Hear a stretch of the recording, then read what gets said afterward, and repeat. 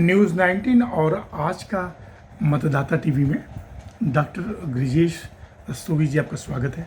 नमस्कार सर। नमस्कार जी। रस्तोगी जी, जहाँ तक मैं समझ पा रहा हूँ कि 15 से 20 वर्षों का आपका अनुभव होगा। वर्तमान में स्वास्थ्य व्यवस्था को लेकर क्या बोलना चाहेंगे आप कि स्वास्थ्य व्यवस्था कितनी मजबूत है? स्वास्थ्य व्यवस्था हमारे देश की अभी मजबूत तो कहना मुश्किल है, कमजोरी है जी, और मजबूत करने की आवश्यकता है। हाँ, बहुत आवश्यकता, बहुत ज़्यादा है। राइट। हमारे देश के अंदर बाहर के देशों के नियुक्ति में डॉक्टर्स पॉपुलेशन रेशो कम है, नर्सिस पॉपुलेशन रेशो कम है, और जो है वो भी शहरों तक ही सीमित है। बिल्कुल सही कहा आपने।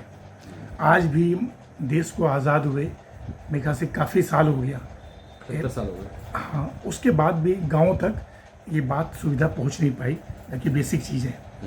तो प्रदेश सरकार और केंद्र सरकार से क्या मांग करना चाहेंगे? मांग का जहाँ तक सवाल है, देखो अभी इतना शोर मच रहा है, बंगाल में मच रहा है जी कि भाई सुविधा कम है, लेकिन जहाँ तक सवाल ये कि सुविधा बंगाल में नहीं कम है, पूरे देश में ही कम है। कम है, वो तो फोकस हो गया कि बंगाल में कम है। हाँ, पूरे देश में ही कम है। ठीक है, सरकार ने जो है डॉक्टर्स गांव में रखे हैं, पोस्टिंग गांव में, डिस्पेंसरीज भी हैं, लेकिन डिस्पेंसरीज में डॉक्टर नहीं होते हैं, डिस्पेंसरी में टेक्नीशियन नहीं होते हैं, डिस्पेंसरी में दवा का डिस्ट्रीब्यूशन नहीं होते हैं, डिस्पेंसरी में दवाइयाँ भी नहीं होती हैं। तो अल्टीमेटली कहानी वहीं आ जाती कि बिल्डिंग है लेकिन इलाज नहीं है। इलाज नहीं है। और तो इसका बेसिक कारण यही है कि मूलभूत सुविधाओं का अभाव है। जी, अगर आप एक एक्सपेक्ट करते हैं कि एक डॉक्टर गांव में जाएगा, रहेगा, तो उसको गांव में अपनी डिस्पेंसरी में पंखा तो चाहिए, एसी नहीं तो, उसको साफ़ सुथरा पानी तो चाहिए, गंदा पानी नहीं चाहिए, उसको बैठने की साफ़ सुथरी जगह चाहिए, उसको इलाज करने के लिए दवाइयाँ चाहिए, उसको बेसिक टेस्ट करने के लिए सुविधाएं चाहिए। तो ये बहुत सारी चीज़ें जो है ना, इन चीज़ों का अभाव होने की वजह से डॉक्टर वहाँ जा नहीं पाता।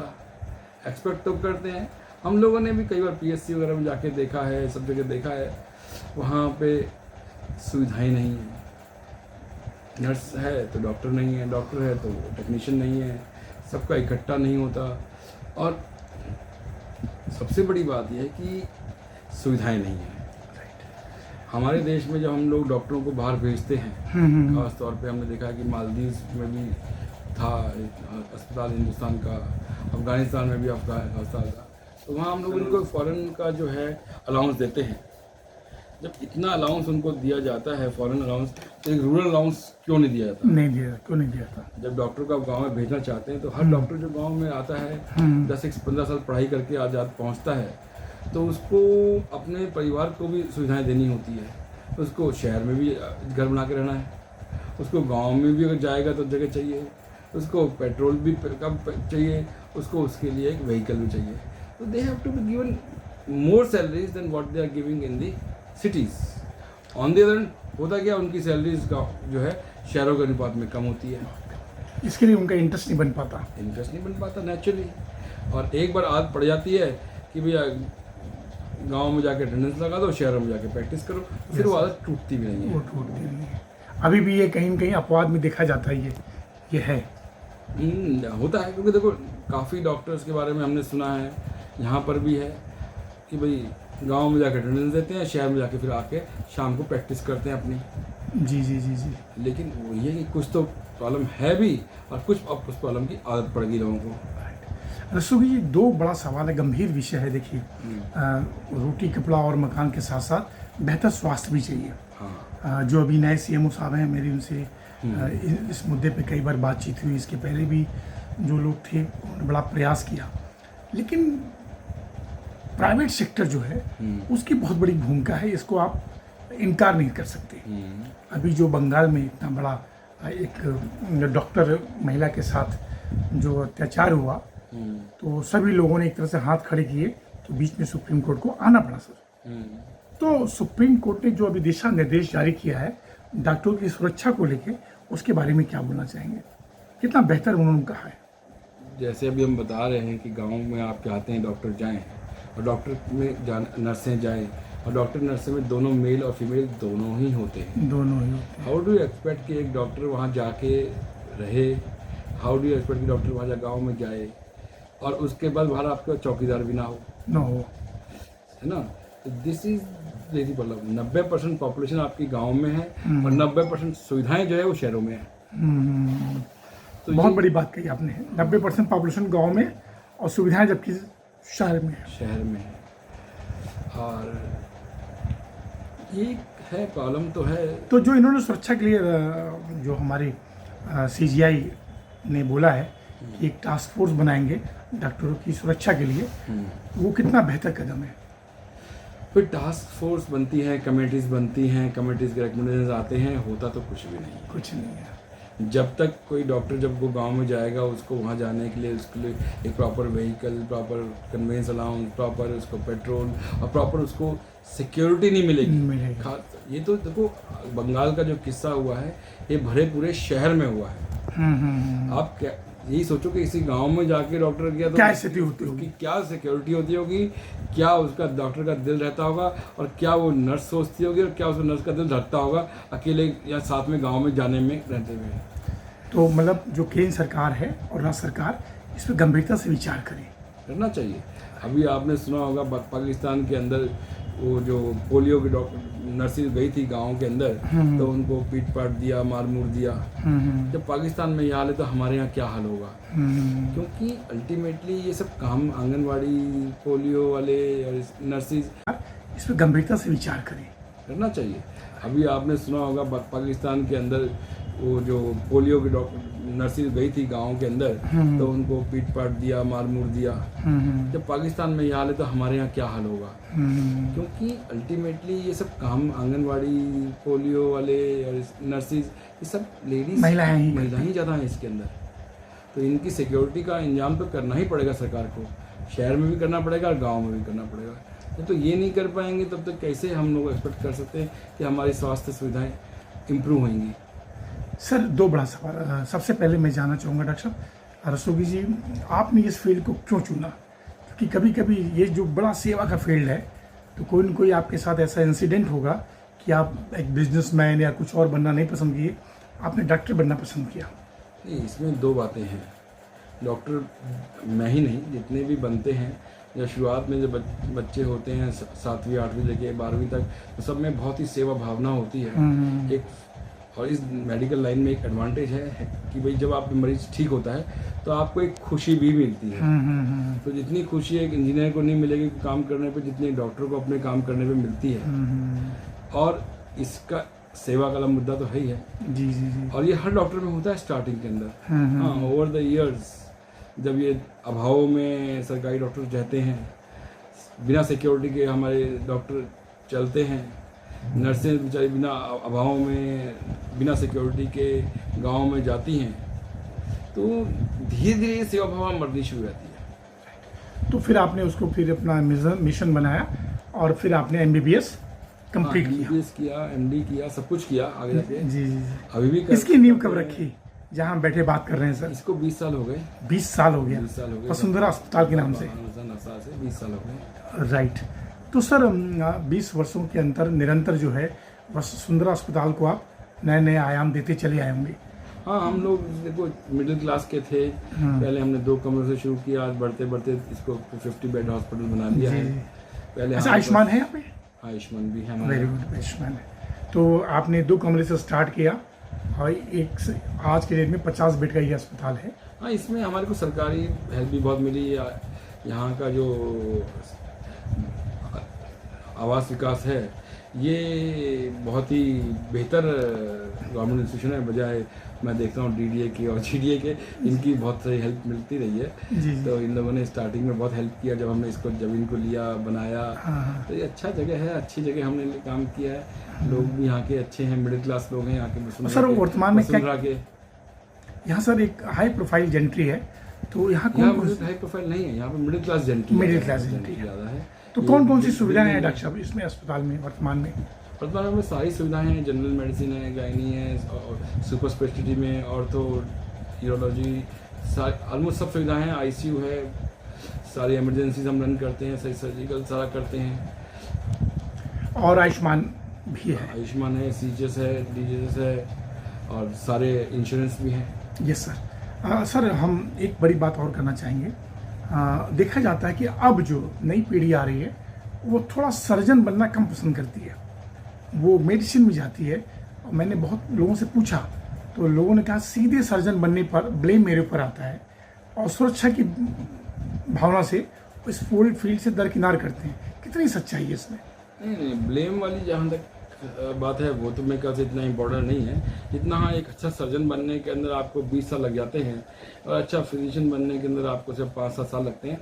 तो मेरे ख्याल से जस्टेशनल एज जो है बहुत ज़्यादा है सर्जन बनने के अंदर। और लोग जो सर्जिकल में जो पेमेंट करते हैं वो थोड़ा सा सोचते हैं कि कम से कम किया जाए, कम से कम किया जाए। आज भी हम देखते हैं वो कहते हैं अरे ये तो 5 टाँके लगाए हैं, इसका कुछ नहीं है। अरे भाई सर्जन ने लगाए हैं, 20 साल उसने प्रैक्टिस की है, उसके बाद लगाए हैं, तो इट्स टोटल डिफरेंट थिंग।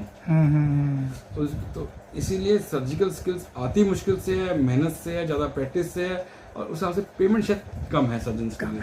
अच्छा, जो आयुष्मान धारक हैं, कार्ड धारक हैं, जो मोदी जी का बहुत बड़ा ये प्रयास है, ये कितना बेहतर प्रयास मान रहे हैं? कितना प्रैक्टिकल में ये है? अगेन प्रयास तो बहुत अच्छा है, पूरे देश के सिस्टम अच्छा है। हमें याद होगा कि ओबामा ने भी काफ़ी साल पहले पूरे यूनिवर्सल इम्यूनाइजेशन ट्रीटमेंट स्टार्ट किया था और ये अपने इंश्योरेंस स्टार्ट किया था अमेरिका में और वो फेल हो गया। और मोदी जी ने जो किया है बहुत अच्छा किया है। पूरे देश के हर आदमी को एक इंश्योरेंस सिस्टम मिलना चाहिए, बट समहाउ कुछ प्रॉब्लम्स अभी भी हैं। प्रॉब्लम्स हैं। पारदर्शिता थोड़ा और बेहतर होना चाहिए। पारदर्शिता तो ठीक ठाक रखी इन्होंने, हाँ। लेकिन मेन चीज़ है कि पेमेंट्स जो इतना लेट बहुत डिले होती है, लेट से आती है।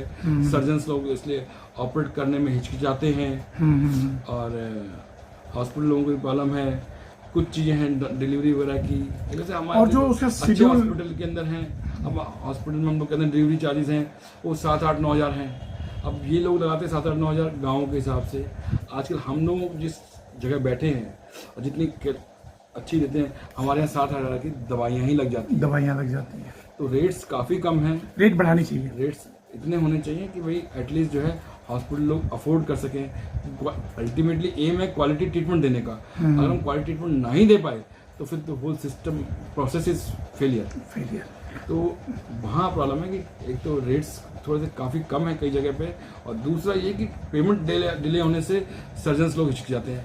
भाई अल्टीमेटली ऑपरेशन तो सर्जन नहीं करना है, हॉस्पिटल की बिल्डिंग में थोड़ा ना करना है, ईंटों में थोड़ा ना करना है। राइट। तो सरकार को इसको सोचना चाहिए हाँ। कि थोड़ा हम रेट को रिवाइज करें और पेमेंट जो डिले होता है उसको थोड़ा जल्दी करें। सोगी जी, एक बड़ा सवाल, बस 5 मिनट अपना और लेंगे कि अल्टीमेटली देखा यह जाता है कि नए नए बीमारियों का जन्म होना प्रारंभ हो गया है। कोरोना एक बहुत बड़ा इसका उदाहरण था। उसकी वैक्सीन बनने में कई वर्ष लग गए, कई मौतें हुई। तो जो हमारा रिसर्च सेंटर है या जो हमारा WHO है, you are the senior most doctor, इसके लिए मैं पूछ रहा हूँ, क्या मतलब WHO को या हमारी जो रिसर्च टीम को और एक अच्छा कार्य करना चाहिए जिससे भविष्य को हम कुछ अंदाज़ा लगा सकें, कोरोना जैसी भीषण बीमारी दोबारा नहीं आ पाए? 2 चीज़ें हैं। रिसर्च हमारी देश के अंदर काफ़ी जगह हो रही है और जिस MD वगैरह में हर जगह रिसर्च करना पड़ता है, और हमारे देश में 100 से ऊपर मेडिकल कॉलेज हैं, सब जगह रिसर्च चल रही है। मैं खुद भी ऑर्डिनरी मेडिकल से हूँ और हम देखें AIIMS में, PGI चंडीगढ़ में, इन सब जगह काफ़ी रिसर्च हो रही है। IIT वगैरह काफ़ी सोच चुकी है। कुछ रिसर्च सेंटर जैसे national institute of immunology, national institute of malaria, ये बहुत सारे इंस्टीट्यूशन गवर्नमेंट ने बनाए रिसर्च के लिए, बट समहाउ अगेन कहानी फंड्स पे अटक जाती है। Funding is so little and so less कि भाई रिसर्च जो है कॉपी कैट ज़्यादा बन गई है। एक ही PhD के टॉपिक दूसरा कर देता है, दूसरा तीसरा कर देता है, तीसरा चौथा कर देता है। तो कॉपी कैट रिसर्च ज़्यादा हो रही है और एक्चुअल रिसर्च कम हो रही है। तो सर, हम आज की डेट में भारत देश 21वीं सदी में है। स्वास्थ्य के मामले में जैसे कि आपने पहले बोला, आपने बड़ा अच्छा बोला, 90% गाँव में रहते हैं जबकि 90% सुविधाएं शहर में है। हमारे मतलब देश में स्वास्थ्य सुविधा को और बेहतर मजबूत करने के लिए 2-3 बड़े कदम क्या उठाने चाहिए? This is the last one. सबसे अच्छा कदम जो उठाया मोदी गवर्नमेंट ने, ये आयुष्मान वाला, कि पूरे देश में हर आदमी का इंश्योरेंस हो, इसी को और मजबूत किया गया और मजबूत जैसे कि हर आदमी को इंश्योरेंस का पूरा बेनिफिट मिले, हर आदमी को इंश्योरेंस का एम हो, और इसको एक सेल्फ सफिशिएंट बनाया जाए। अभी तक इंश्योरेंस कंपनीज के थ्रू इसको करे गवर्नमेंट, और इंश्योरेंस कंपनीज को प्रीमियम पे करके, इससे हमारा मेडिक्लेम का सिस्टम है बहुत अच्छा और सुचारू रूप से चल रहा है।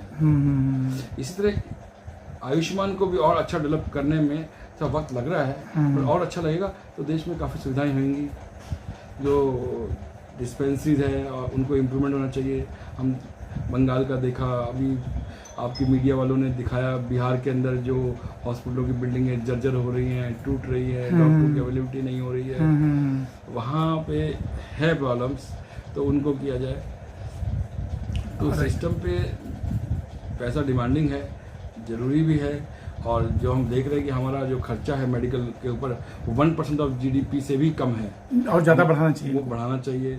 हमारा जो बजट का जो अमाउंट है, जो वो भी और देशों में करीबन, इवन हम देखते हैं कि उसको पाकिस्तान या हमारे और देश जितने भी हैं, उनसे भी हमारा percentage of medical expenses budget का है वो बहुत कम है। तो हमारे को GDP के अकॉर्डिंग हमें बजट और बढ़ाना चाहिए। GDP के अकॉर्डिंग नहीं, GDP के अकॉर्डिंग भी, और ये जो टोटल बजट का जो परसेंटेज है उसमें मेडिकल एक्सपेंसेस पे जो बहुत कम है compare to many of the developed countries and even developing countries, उनसे भी हमारा जो मेडिकल बजट है काफ़ी कम है। तो सरकार को इसके बारे में सोचना चाहिए, विस्तार से काम करना चाहिए। बिल्डिंगें बना रही हैं, इतने 11 एम्स बना दिए हैं, बट उनको उतना अच्छा नहीं बना पा रही हैं। इतने मेडिकल कॉलेज बना गए, उनको उतना अच्छा नहीं बना पा रही हैं। तो बिल्डिंगें बन गई हैं, डॉक्टर नहीं बन पा रहे हैं, नर्सेज नहीं बन पा रही हैं, उनकी सैलरीज नहीं हो रही है, और उनकी सुरक्षा नहीं हो रही है। गाँव के जैसे हमने कहा कि रूरल का वो एक उनको देना चाहिए, जो गाँव में डॉक्टर जाता है उसको सैलरी डबल देंगे तो अपने आप की सुविधा बढ़ेगी। अपने आप जाएगा। गाँव में जो नर्स जा रही है उसको डबल मिलना चाहिए। तो जब तक उनको आप एक्स्ट्रा कुछ देंगे नहीं, जबकि एक गांव में डॉक्टर डबल घर बनाता है, एक शहर में घर बनाना पड़ता है, एक गांव में घर बनाना पड़ता है, उसके डबल एक्सपेंसेस होते हैं, आप उसको डबल सुविधाएं दीजिए। राइट। तो हमारा हेल्थ सेक्टर और मजबूत होगा। हाँ। सर, मोदी जी और उत्तर प्रदेश के मुख्यमंत्री योगी जी बेहतर कार्य कर रहे हैं। हाँ, जैसे हम बता रहे हैं कि योगी जी भी और मोदी जी दोनों का ये जो कार्यकाल अच्छा है, और डेवलपमेंट भी अच्छी हो रही है, डिस्पेंसरीज भी हो रही है। अभी जब इन्होंने सारा डिजिटलाइजेशन कर दिया है, डिजिटलाइजेशन ऑफ दी अटेंडेंस कर दिया है, तो कुछ डॉक्टर्स लोग गांव में जा भी रहे हैं, काम भी कर रहे हैं, शहरों में भी सिस्टम अच्छा चल रहा है। तो इम्प्रूवमेंट तो है, राइट। हाँ, लेकिन और तो बेहतर होना चाहिए। बेहतर होना चाहिए, लेकिन जी, लेकिन बताइए, वही बंगाल वाली कहानी नहीं होनी चाहिए। कहानी नहीं होनी चाहिए। तो सुरक्षा को और मजबूत करें, बिल्डिंगों के साथ साथ डॉक्टर को भी, डॉक्टर, नर्सेज, इन सब पर विशेष फोकस करें। सपोर्टिंग स्टाफ मेरे पास अगर नर्स और वार्ड बॉय और ये सब सपोर्टिंग अच्छे नहीं होंगे तो मैं क्या कर लूँगा। डॉक्टर रस्तोगी जी, आपका बहुत बहुत धन्यवाद। फिर किसी विषय पर हम लोग बात करेंगे। नमस्कार सर।